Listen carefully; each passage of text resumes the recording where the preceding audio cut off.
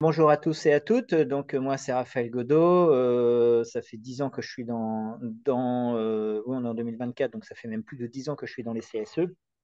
Et je suis aussi administrateur à la CAF et à l'URSSAF 76.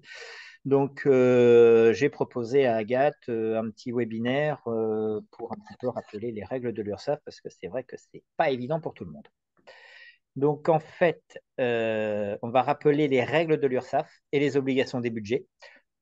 Petit point sur le CSE, les obligations du CSE, les principes applicables et puis tout ce qui va un petit peu plus prenant, tout ce qui peut être assujetti aux cotisations sociales et à la déclaration d'impôt ou pas en fonction des besoins des CSE. Donc, petit rappel des règles de l'URSSAF, il faut voter, pardon, j'ai été trop vite, il faut voter les budgets. Voter les budgets, c'est une obligation réglementaire. Comment expliquer ça? C'est très simple. Tout euro dépensé auprès d'un CSE doit être justifié par un budget ou un vote en séance plénière. Sinon, ça s'appelle un détournement de fonds. Alors, je ne vais pas aller sur le côté juridique, je suis très loin d'être un juriste, mais les règles de l'URSSAF sont strictes. Il faut justifier la dépense. Alors, comment est-ce qu'on peut justifier la dépense? Il faut faire un budget primitif. Alors, un budget primitif, c'est assez simple. Il suffit juste de se dire, cette année, j'ai combien sur le budget de fonctionnement, j'ai combien sur le budget des œuvres sociales. Et puis, par rapport à ça, on va commencer par dire, bon, on répartit comment? Pour le budget, 3, 4, pardon. Pour le budget de fonctionnement, c'est assez simple. C'est quoi les besoins du CSE? C'est quoi les achats courants cette année? Une armoire, un ordinateur. On fait un petit déjeuner d'accueil. Est-ce qu'on fait lors des permanences, est-ce qu'on prend des cafés ou viennoiseries ou autre? Ça, c'est vous qui décidez. Donc, tout ça, ça doit être quantifié sur devis ou alors sur facture annuelle, mensualisée. Ça pose pas de problème et ça doit être voté en plénière.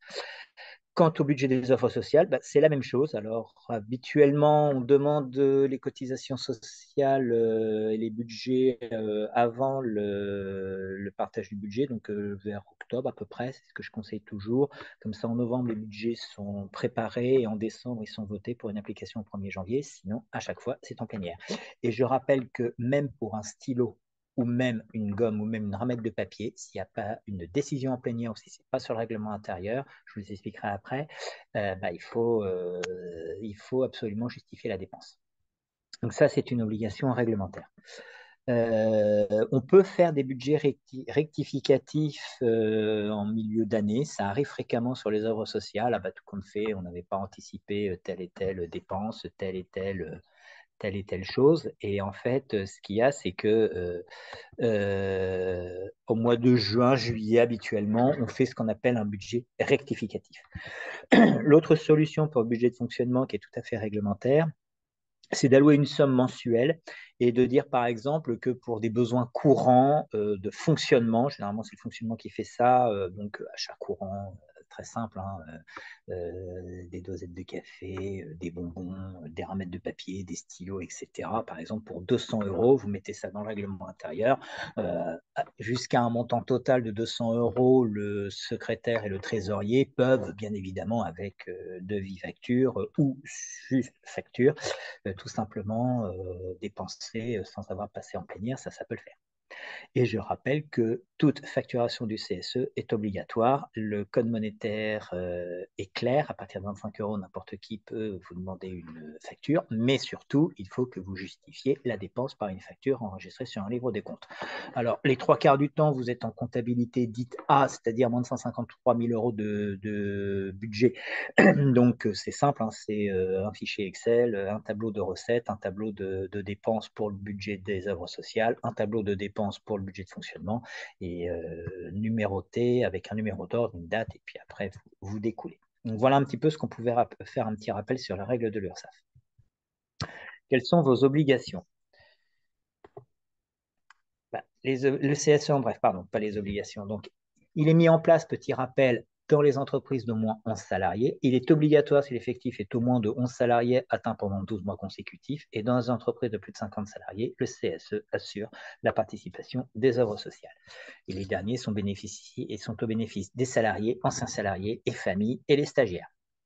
Alors, les stagiaires n'ont pas accès à tout, mais ils peuvent en avoir accès. Par exemple, une billetterie ou un petit déjeuner. Ils peuvent aussi y avoir accès. Donc, le CSE, très rapidement, pour remettre juste en mémoire, c'est la fusion des anciennes instances, hein, bien évidemment, ce qu'on appelait les délégués du personnel, le comité d'entreprise et le CHSCT. Donc, les obligations. Donc, si vous avez des dépassements ou vous avez oui, des dépassements sur les œuvres sociales, par exemple, etc., les cotisations sociales, vous devez les remonter mensuellement. Donc là, on va vous expliquer comment ne pas en avoir. C'est très simple et tout est légal, hein, bien évidemment. Il n'y a rien d'illégal, tout est légal. Par contre, mensuellement, vous devez faire connaître mensuellement à l'employeur, sous forme de bordereau nominatif, les sommes versées aux salariés devant être soumises à cotisation quand il y en a. Le but, c'est de ne pas en avoir. Et lors d'un contrôle, le CSE doit mettre à disposition de l'entreprise des documents comptables relatifs aux prestations versées nécessaires à l'accomplissement du contrôle. C'est évident, c'est l'entreprise qui va être contrôlée, ce n'est pas le CSE.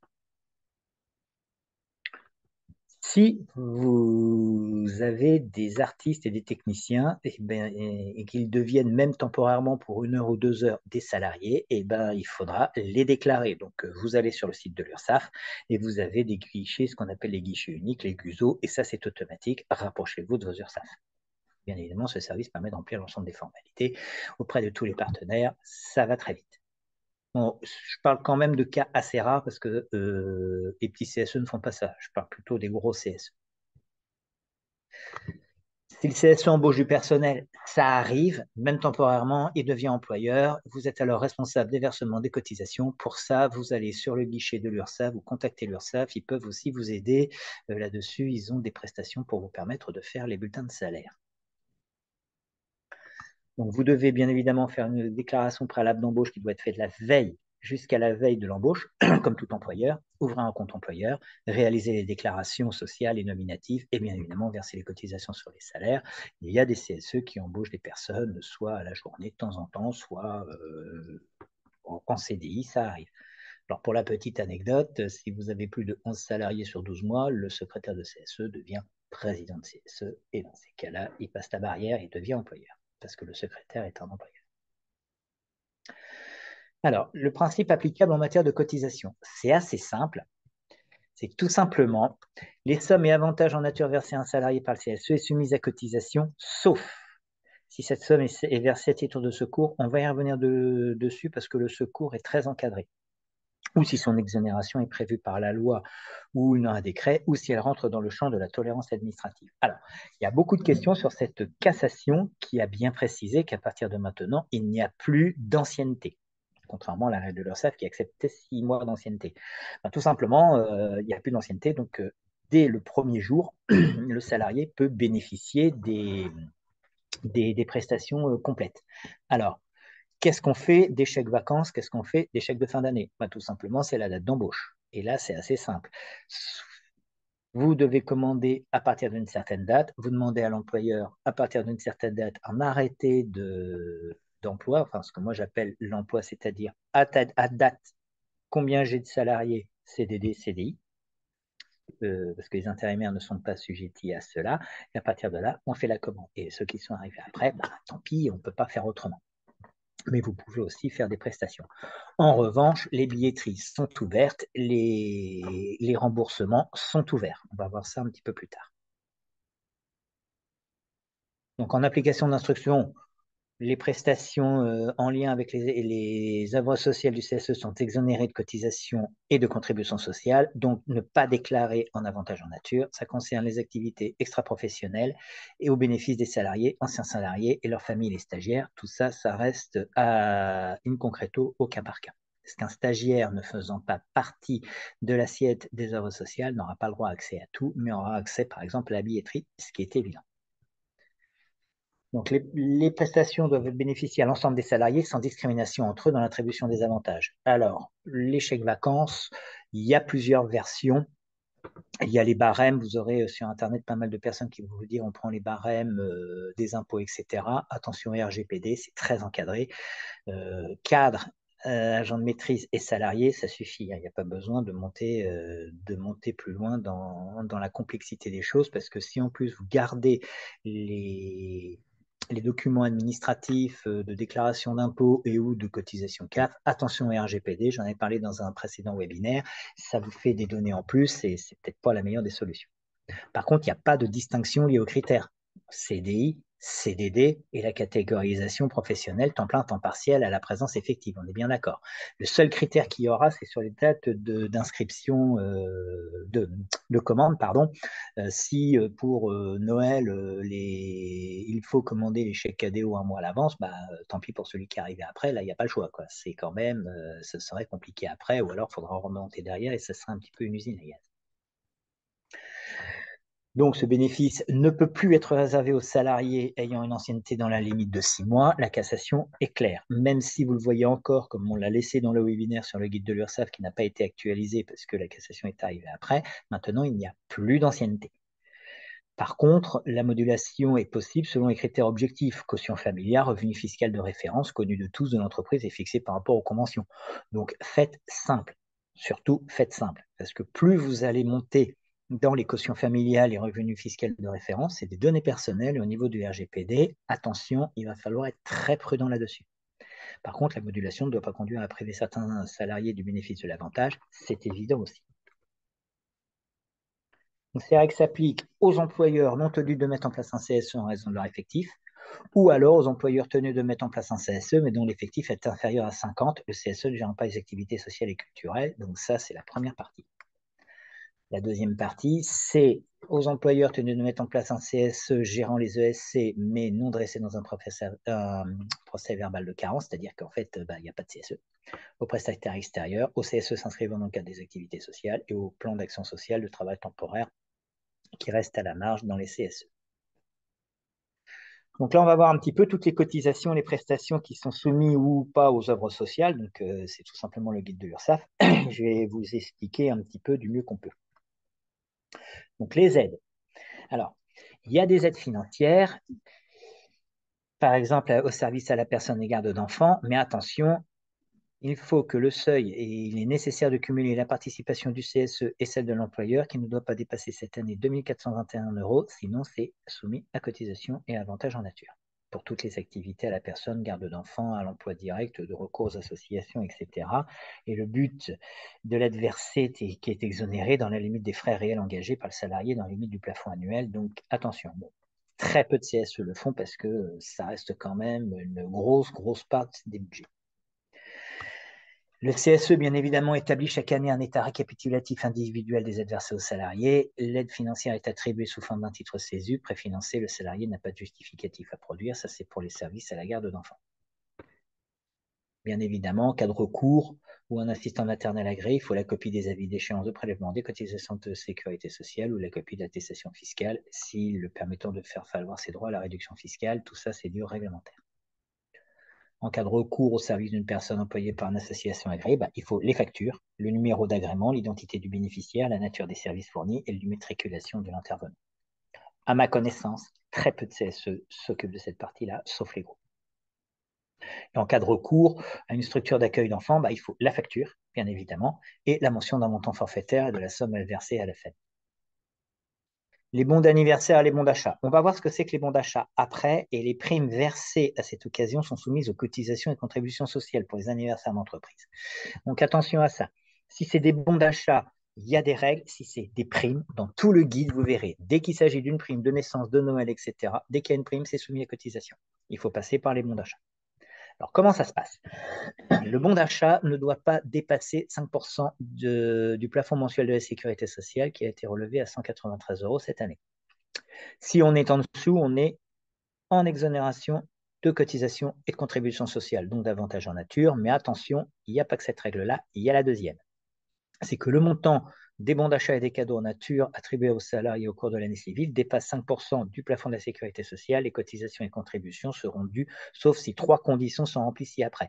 Et si vous donnez, par exemple, 198 € de bons d'achat au lieu de 193, ce qui va se passer, c'est que vous serez taxé à 198 €. Il n'y aura pas de dépassement parce que c'est à partir du premier franc.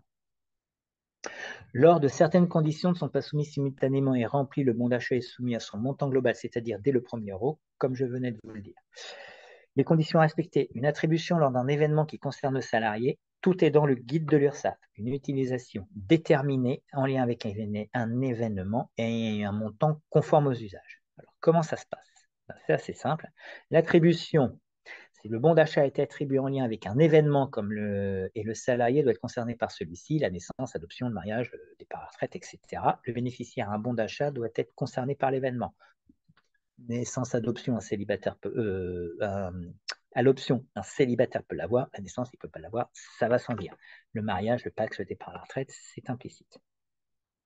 Le bon d'achat ne peut pas être échangeable contre du carburant et des produits alimentaires courants, sauf en cas de présomption de non-assujettissement. N'allez pas là-dedans, c'est vraiment la boîte de Pandore parce que c'est extrêmement encadré.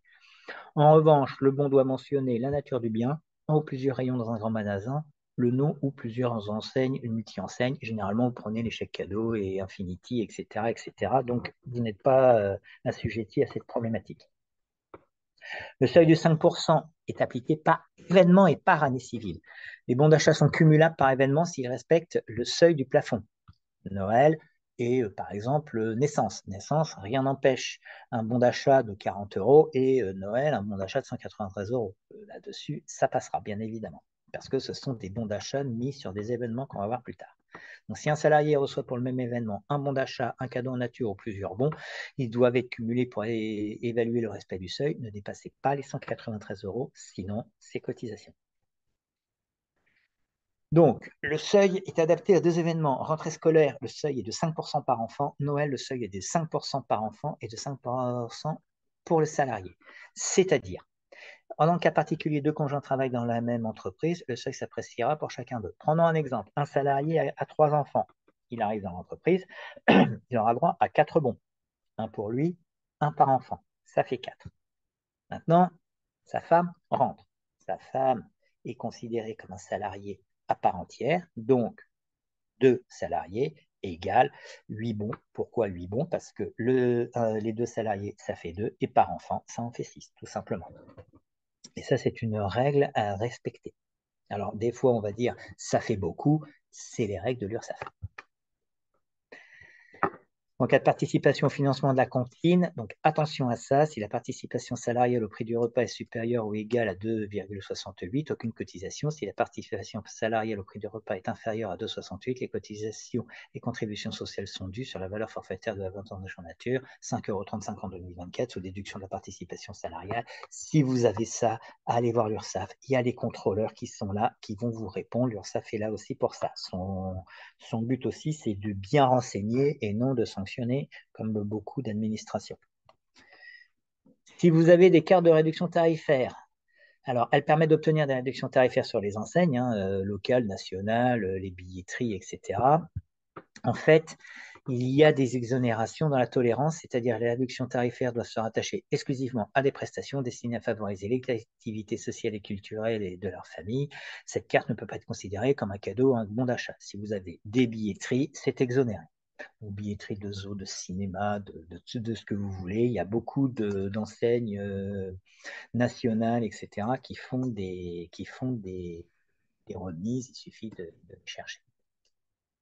Les chèques disques et culture sont exonérés de cotisations sociales sans condition de montant. Ils doivent être échangeables exclusivement contre des biens ou des prestations à caractère culturel. On parle bien de chèques, livres, disques ou culture. Donc là, la seule différence, c'est que ce qui va vous limiter, c'est votre budget. Étant donné que ce n'est pas soumis à cotisation, que vous me donniez un chèque livre, culture, disque de 200 € ou de 100 €, vous n'êtes pas assujetti au montant de 193 €.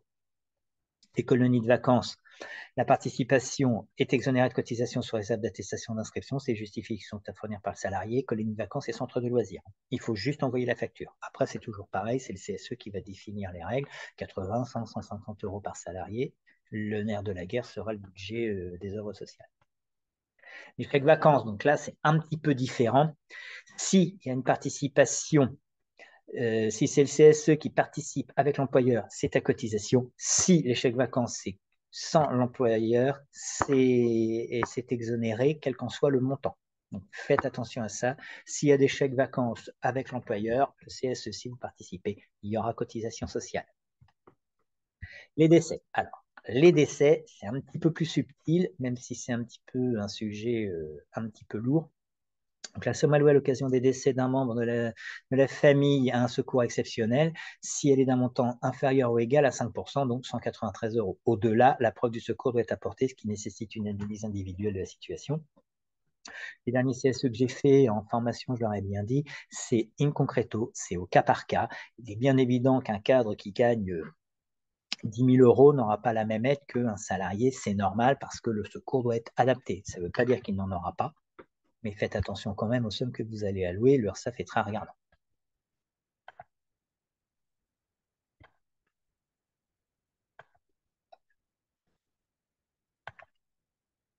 Donc, tout ce qui concerne les congés d'éducation ouvrière ou de formation syndicale, c'est ce qu'on appelle toutes les formations. Donc là, c'est simple. Les indemnités des congés, si elles sont destinées à couvrir les frais supportés par le salarié à cette occasion sous réserve de fourniture de justificatifs, ces indemnités sont exonérées. Par contre, si c'est uniquement les pertes de salaire, les cotisations sont dues, c'est évident. Les, les emprunts, pardon. Alors, des fois, vous ferez des prêts. Pouvez occasionner des frais. Donc, si vous avez des intérêts, c'est soumis à cotisation. Donc, le mieux, c'est de faire des emprunts sans frais remboursables en 12 ou en 24 mensualités. Attention quand même à ne pas aller trop loin dans les prêts. Vous n'êtes pas une banque. Ça va gréver le budget des œuvres sociales, même si c'est un petit peu dur à dire. Et surtout, il faut faire attention à ce que le salarié puisse rembourser pendant votre mandat. Parce que si après il y a des dépassements de mandat, donc ça voudrait dire que ça fait des emprunts de plus de 4 ans si vous êtes en début de mandat. Donc attention quand même, ça pourrait être un petit peu lourd sur la trésorerie et au niveau de la nouvelle mandature, ça pourrait poser quelques petites difficultés. Les études, les primes et les bourses des études sont allouées par le CSE, sont soumises à cotisation. La fête des mères, la fête des pères, les mères, les pères, la Sainte-Catherine, les Catherinettes, et ce qu'on appelle les mères, les célibataires femmes et la Saint-Nicolas, les hommes sont soumis à cotisation. On parle bien de primes et non de bons d'achat. Si vous donnez des bons d'achat, des bons cadeaux, etc., ça passe en avantage en nature. Les BAFA, c'est soumis à cotisation. Les jouets, c'est assujetti à la même réglementation que les bons cadeaux et les bons d'achat. Les logements, c'est soumis à cotisation.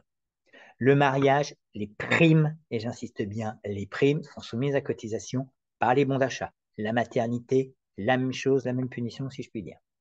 Les naissances et les Noëls, c'est exactement la même chose. Si c'est des bons d'achat, il n'y a pas de problème. Si c'est des cadeaux, il n'y a pas de problème. Si c'est des primes, c'est cotisation. Les pertes de salaire, toutes les pertes de salaire destinées à toutes les sommes destinées à compenser une perte de salaire, c'est cotisation. La prévoyance, c'est très compliqué la prévoyance. Il faut faire très très attention. L'exonération est limitée à la fraction n'excédant pas 6% du plafond de la sécurité sociale, soit 2 782 euros, et 1,5% de la rémunération soumise aux cotisations de la sécurité sociale sans que le total obtenu puisse excéder 12% du plafond annuel de la sécurité sociale. Si vous voulez commencer à ça, voyez l'URSSAF, voyez les contrôleurs de l'URSSAF qui sont aussi là pour ça. Ils vont vous répondre, ils sont super. Et dans ces cas-là, n'essayez pas d'aller au-delà. Mieux vaut aller les voir. Ils sont là pour ça. Et eux, ils vont parfaitement vous expliquer la situation, ce qui pourrait vous éviter un redressement. Il est nécessaire, bien évidemment, de cumuler la participation du CSE et celle de l'employeur. La participation, par contre, est soumise au forfait social de 8% entre la CSG et la CRDS. Et s'il s'agit de contrats à caractère individuel ou d'adhésion facultative, c'est assujetti à cotisation. Les médailles du travail, les primes, c'est très simple. Si la prime globale CSE et employeur est inférieure ou égale au salaire, c'est exonéré. Supérieur, ce sera soumis à cotisation, ce qui est logique en soi. Et les primes versées lors de l'attribution d'une médaille de travail et d'entreprise sont soumises à cotisation et les contributions sociales, c'est évident. Tout ce qui est prix en nature, voyages gagnés par les salariés, etc., etc., etc., sont exclus des assiettes sociales dès lors qu'ils présentent un caractère aléatoire exceptionnel. Tombola de Noël, etc., etc., ça ne sera pas assujetti. Attention quand même, on parle bien d'un caractère aléatoire et exceptionnel. En revanche, sont soumis à cotisation sociale les prêts attribués par le CSE ou l'employeur en récompense de performance professionnelle du salarié, ce qui est parfaitement évident. Les rentrées scolaires, les primes, cotisations.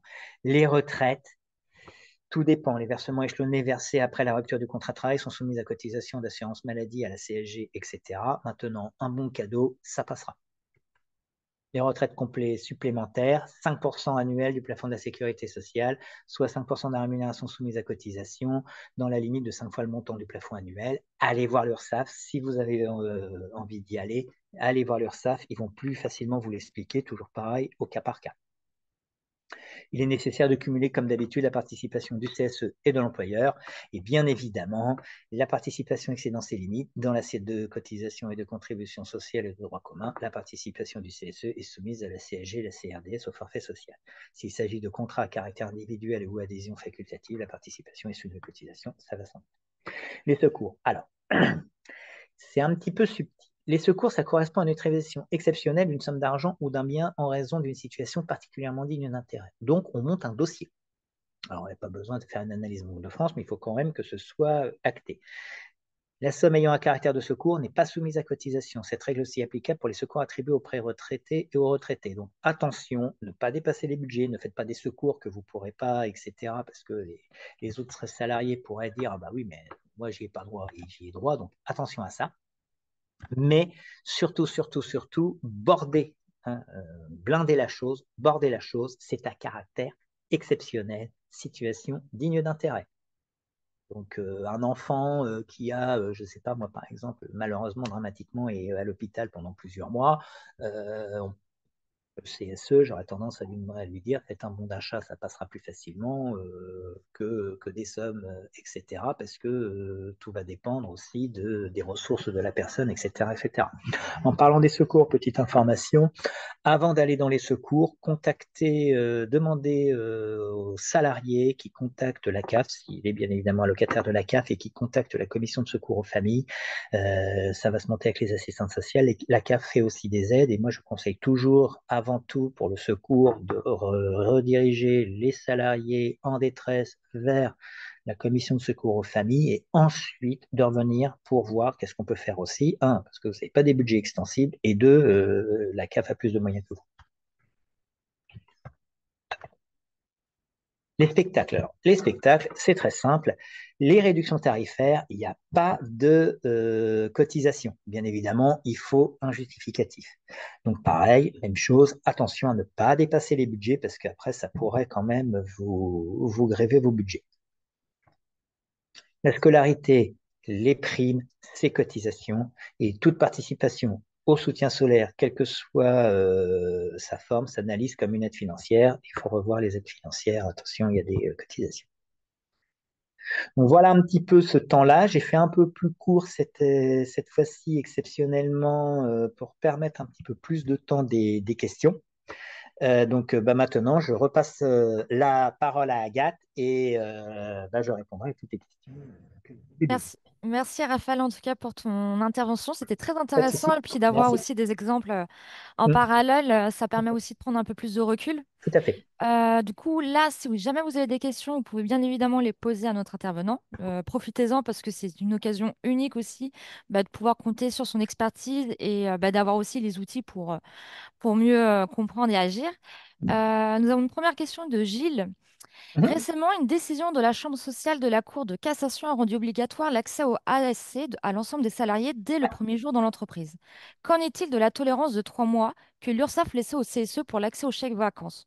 Doit-on se ranger à la décision rendue par la justice, à savoir le bénéfice d'ANCV dès le premier jour, comme l'ensemble des ASC, ou la tolérance de 3 mois sur ce sujet est maintenue? Bah, tout simplement, je dirais que c'est un faux débat. Pour moi, c'est un faux débat. Euh, la cassation a dit il y a une égalité de traitement. Après, l'URSSAF a dit 3 mois, mais derrière, implicitement, s'entendait plus les fonctionnements des CE. Ce qui va être le juge de paix, ça va être le temps de commande du chèque. Donc après, c'est la cassation, c'est la loi. On n'a pas le choix, donc il va falloir faire avec. Pour l'instant, à ma connaissance, et j'insiste bien, à ma connaissance, on n'a pas eu en URSSAF des retours là-dessus. Je pense que ça va arriver vite, mais la cassation prime sur l'URSSAF. À moins que le législateur change, il va falloir s'aligner là-dessus. Donc, je résume, tout dépend de la participation forfaitaire du CSE, c'est ce qui va aussi beaucoup changer et criser les budgets. La règle, pour moi, hein, à mon avis, serait le temps d'avoir l'échec, donc peut-être un mois à l'avance, quoi. Après, de toute façon, il faudra bien un moment que vous clôturiez les inscriptions. Donc après, c'est un petit peu, on est là, on est arrivé avant, on en profite. On est arrivé après, on n'en profite pas. Après, il y a les temps de commande, etc. Et il y a surtout à déterminer les budgets, parce que si ça va vous gréver. Donc voilà, à ce jour, ce qu'on pouvait en dire. Merci, Raphaël. Est-ce que c'est clair pour vous, Gilles? Est-ce que notre intervenant a bien répondu à votre question? Je suppose que oui. Nous avons également une autre question de François. Qu'en est-il des chèques cadeaux de Noël pour les salariés entrés dans les effectifs en décembre? Comme j'ai dit, pour les chèques vacances, à un moment, c'est la commande. S'ils sont là après, tant pis. Puis s'ils sont là avant, tant mieux. C'est un petit peu dur à dire, mais à moins de passer sur des solutions dématérialisées avec les temps de commande, ça va être la règle, elle va être implicite, le temps de commande. Vous avez décidé de faire un arrêté, je ne sais pas moi, par exemple, en fonction bien évidemment des effectifs. Je n'ai pas les délais d'ANCV et puis de Cadeos et les autres, mais s'ils vous disent qu'il y a 3 semaines de traitement, il y a 3 semaines de traitement. Maintenant, avec la dématérialisation, ça peut, mais à un moment, il va falloir arrêter au niveau des inscriptions. Mais il n'y aura plus cette histoire de dire il faut 6 mois d'ancienneté avant la date. Là, ça va vraiment être la partie où ça va être le délai de, comment dire, de traitement qui va le faire. Donc, pour une distribution en dématérialisé au 15 décembre, je n'ai pas les dates d'ANCV, mais je dirais à la limite le 15 novembre, on arrête les comptes et puis après, ce serait in concreto, toujours pareil à la marge s'il y a des salariés qui en ont pas ou alors sur les reliquats des budgets, quoi. Mais on est un petit peu dans le flou aussi au niveau de tout ça. Je pense qu'on va avoir quelques éclaircissements, sans trop m'avancer. Je pense qu'on va avoir quelques petits éclaircissements dans les semaines à venir. Merci, Bonjour, Raphaël. Pardon, bonjour. excuse-moi. Non, c'est moi, excusez-moi. Bonjour. Désolée de ne pas pouvoir mettre ma caméra, j'ai un petit souci de caméra. Toujours dans cette même problématique. Ok, on doit donner un AIC à un nouvel arrivant, mais est-ce qu'on peut moduler du moins son montant? Je pense par exemple Ah au oui, bon d'achat de fin d'année. Est-ce qu'on peut dire, bah voilà, quelqu'un oui. qui est arrivé il y a 6 mois aura un Oui. peu moins que quelqu'un qui est Non, là s'il depuis vient de un an? 6 mois, je suis pas sûr Ou par trois rapport. mois, ou est-ce qu'on peut, Je suis voilà, pas quelqu'un qui est sûr. arrivé il y a Je un suis mois pas ou 2 mois, sûr. est-ce qu'on peut, Je suis voilà, alors. il a Je suis quelque pas. chose, mais on module, Je suis pas voilà, sûr que les 6 mois passent par rapport à la décision de cassation sur la position de la Halle sur les discriminations. Je ne suis pas certain qu'on puisse. Ça va être un d'accord, peu compliqué. Par contre, au-delà des inscriptions, qu'il y ait un montant réduit par rapport au reliquat des budgets, ça me paraît très plus cohérent. Bien évidemment, si vous décidez en fonction du budget, donc il va falloir être très rigoureux sur les budgets, essayer quand même de garder un petit fonds de réserve pour ne serait-ce que donner 20-30 euros en chèque en disant, bon, t'es arrivé après la date, mais on te donne quand même quelque chose, quoi.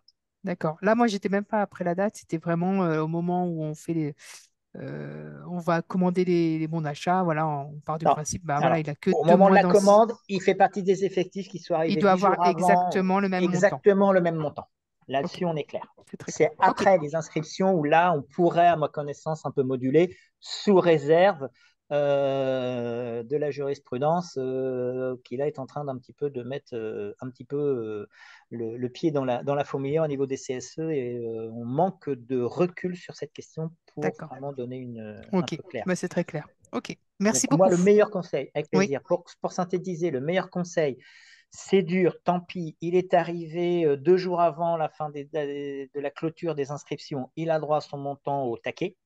Hmm. Et après, tu es arrivé après, tu es en fin d'année, là, on te donne un peu moins, mais au moins, il y a un geste. Voilà.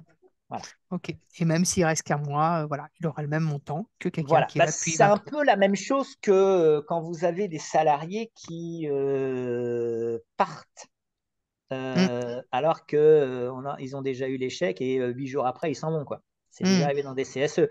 Alors ça tique parce que oui, il est parti, il a quand même ses chèques, ça fait de l'argent en moins, mais il fait partie des effectifs. hmm, bien sûr. Non, mais c'est très clair. Voilà, Merci beaucoup. avec plaisir. Merci, Raphaël. Nous avons également une question d'Hélène. Nous n'avons pas de budget œuvre sociale. Du coup, nous nous posons la question de savoir ce que l'on peut intégrer dans le budget CSE pour les salariés. Pas de budget d'œuvre sociale, je comprends pas trop la question. On est sur un CSE de moins de 50 alors.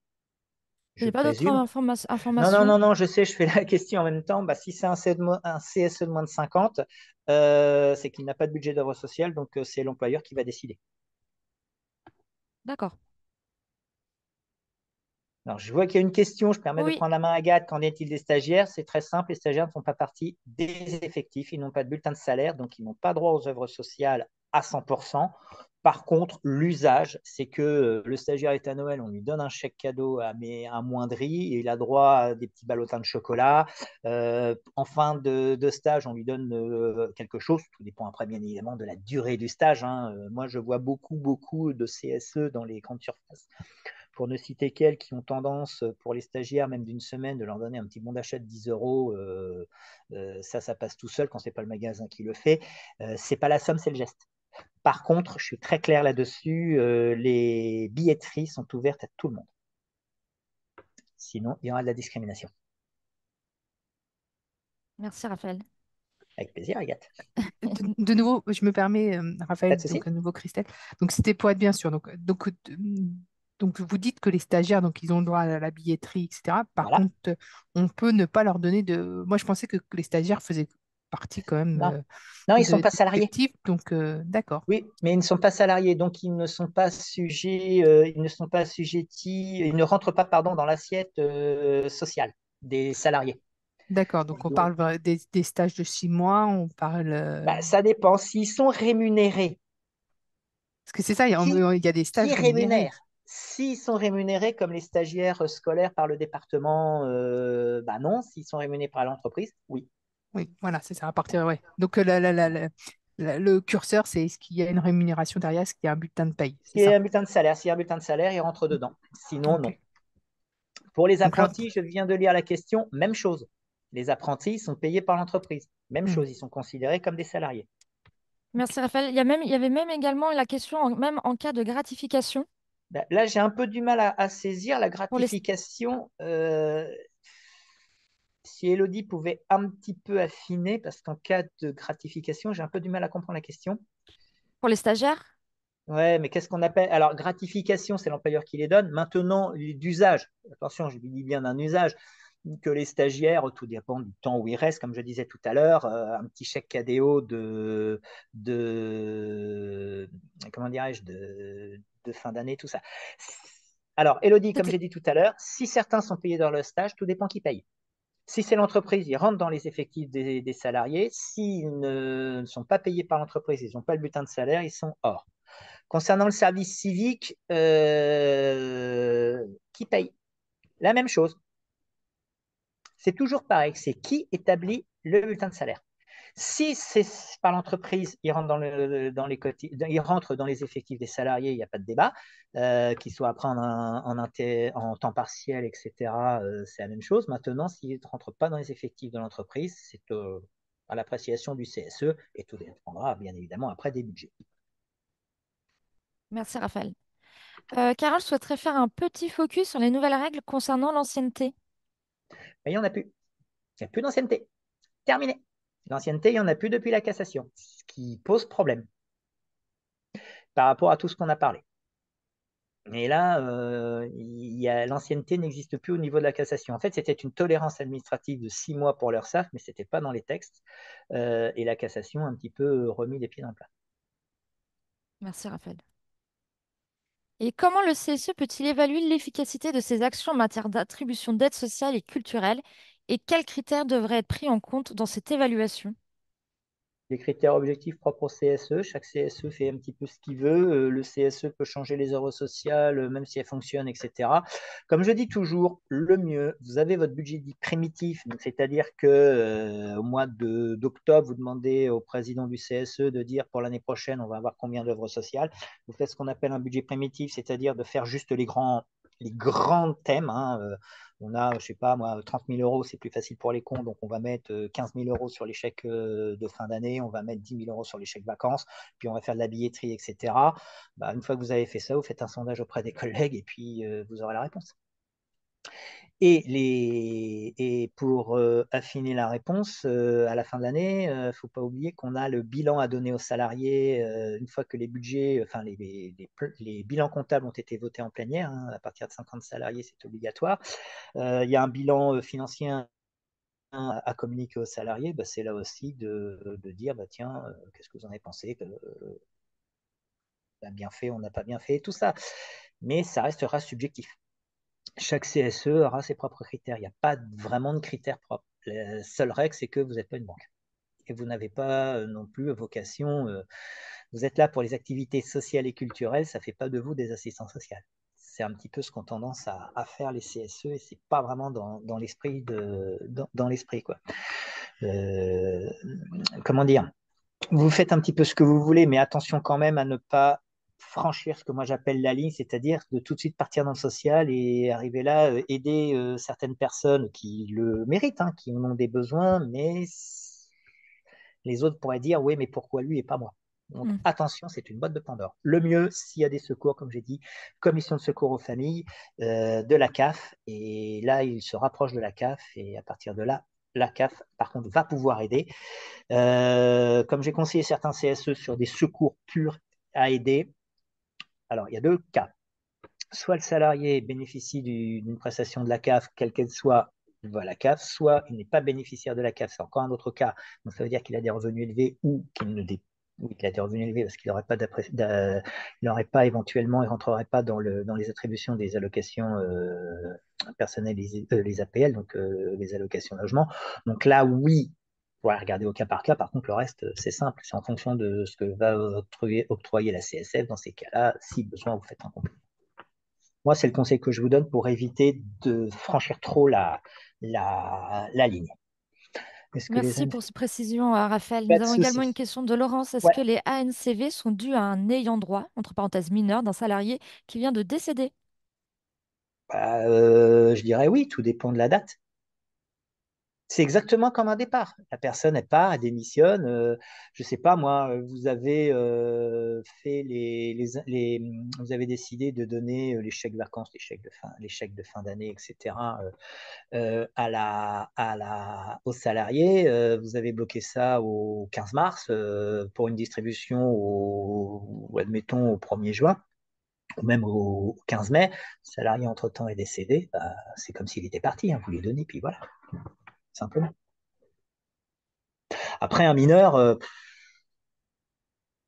de toute façon, ça passera par un acte notarié. Donc, au pire, vous vous mettez en chenille avec le notaire. Raphaël, il y a Christelle qui souhaite que tu reprécises le processus pour un secours à la famille suite à un décès d'un salarié. Décès en 2023. Ça, c'est du coup Laurence. Bah, 193 € maximum en bon d'achat. C'est dur à dire, mais c'est les règles. Après, en secours supplémentaire, bah, ça peut être éventuellement participer à hauteur de 500 € ou 2000 € au cercueil, aux cérémonies funéraires, à une aide d'urgence. Mais vous ne pourrez pas non plus aller on ne pourrait pas non plus aller plus loin parce qu'attention, ça faut gréver les budgets. Après, il va falloir le justifier. Pourquoi ce salarié a eu 3 000 €, je prends un cas complètement en image d'épinal, 3 000 € alors que les autres n'en ont pas. Attention quand même comment le justifier, vous allez le justifier, quoi. C'est toujours pareil. Alors, nous avons une remarque précision. Il existe des aides légales auprès de mairies dans le cadre de l'aide sociale pour familles avec enfants. Oui, c'est ce qu'on appelle la commission de secours aux familles aussi. Donc celle-là dépend de la CAF et il faut se rapprocher des CAS, des CCAS, hein. Ça aussi, vous pouvez l'avoir. Il y a pas mal d'aides. Nous avons une question de Nathalie. Comment procède-t-on pour un rescrit social? Alors, je me suis renseigné, je vais vous le dire. Agathe, je t'avais envoyé le lien Oui, tout à fait. de la Je peux le page de poster l'URSSAF. je peux poster ça dans la conversation. J'ai été voir sur le site de l'URSSAF que j'ai là. Il faut le demander à l'URSSAF directement. Je ne sais plus où j'ai la page, mais Agathe va vous donner le lien. Il est sur le site de l'URSSAF. Je viens Voilà tout le juste lien de de vous l'URSSAF. l'envoyer dans la Voilà. conversation. Voilà, donc vous avez le lien, vous avez tout le process. Oui, alors à un moment, j'ai mal compris trop la question, un restrif social. Pour moi, ça veut dire que le CSE a des salariés. C'est un petit peu comme ça que j'ai perçu la question, donc je me suis renseigné. Je n'ai pas encore trop la réponse sur quels critères on peut la demander, mais en tout cas, oui, vous pouvez le demander sans aucun problème. Vous le demandez à l'URSSAF. Et bien évidemment, demandez s'il y a un contrôle, demandez-le avant le contrôle, ça va sans dire. Merci, Raphaël. Avez-vous d'autres questions à poser à notre intervenant? Moi, j'ai une petite question peut-être en entendant, c'est quels sont les risques en cas de non-respect des règles établies par l'URSSAF, mais du côté du CSE? Ben, un contrôle, déjà. Et puis après, j'ai le nom sur le bout de la langue, honte à moi.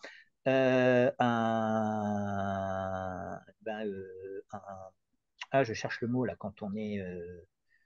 Désolé, en fait, l'URSSAF va vous demander de l'argent, va vous mettre des amendes. C'est pas le nom exact, mais là, je suis désolé, j'ai un gros trou de mémoire. Honte à moi, Non, honte à ça moi. arrive.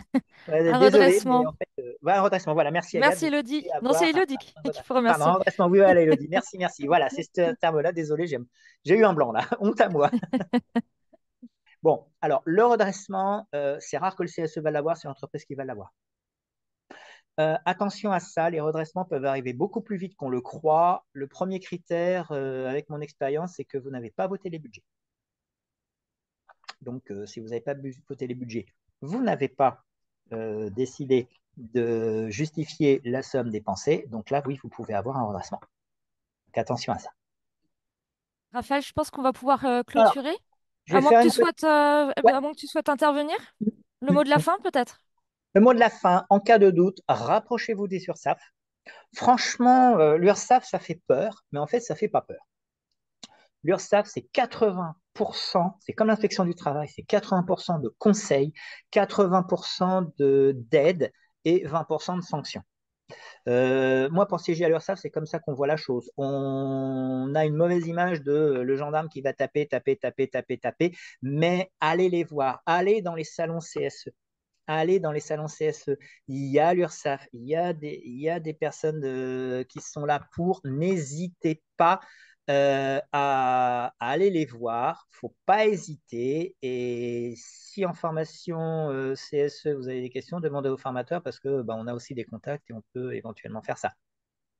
Moi, si vous avez, via ADN CSE, si vous avez besoin sur la région Normandie, je pourrais toujours voir pour vous mettre en relation avec des administrateurs et des contrôleurs. Donc ça, je vous laisserai le soin de remonter à Agathe. Et puis sur les autres régions de France, précisez bien la région, je vais peut-être pouvoir m'arranger aussi. Donc je vous laisserai recontacter Agathe pour ça. Merci à Encore un toi, très beau Raphaël. webinaire. Avec plaisir, Agathe. À très vite. À Au très revoir. vite. Au revoir.